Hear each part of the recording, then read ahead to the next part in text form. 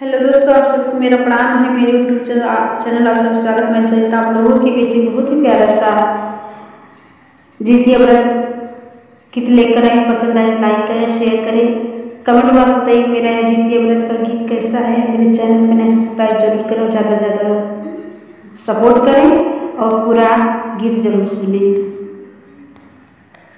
बन बीच बैठी हैं सीता तमैया से रज कर मैया से रज कर हो मैया जितिया व्रत बड़ा पावन बहुत सुहावन बहुत सुहावन हो मैया जितिया व्रत बड़ा पावन बहुत सुहावन बहुत सुहावन हो मैया हम भूख वैती इतिया तरह वैवा रतिया तरह वैवा रतिया न हो।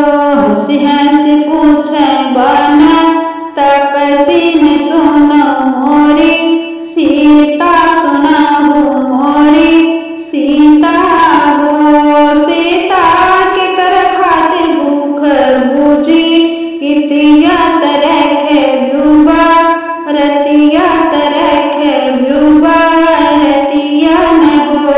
सीता के कर खातिर भूख बूतू जितिया तरह व्यूबा रतिया तरह व्यूबा रतिया न हो। सीता के करे ही लगे रनिया तके करे सा रनिया तके करे सा रनिया न हो। बेटा खातिर भूख वैमा जितिया तरह वैबा रतिया तरह वैबा रतिया न हो मैया हो मैया बेटी खातिर माना भैया सिसिया तलाग बैचा रनिया तलाग बैचा रनिया न हो मैया बेटी खातिर घुमाना भैया सिसिया तलाग बैचा रनिया तलाग बैचा रनिया न हो। कहाँ से वो रामा नहीं भूत नाली पैबू दयन नाली पैबू हो। सीता कहाँ परसनला गई भूत जीतिया माई के पूजलू जीतिया माई के पूजलू हो। सीता कहाँ परसनला गई जीतिया माई के पूजलू जीतिया माई के पूजलू हो। गई आके गोबर तयान नाली पौबर तयान नाली पैबाई हो मैया चौके पैसा नाला गौबर तो फूलवाबी छैबर तो फूलवाबी छैबाई हो मैया चौके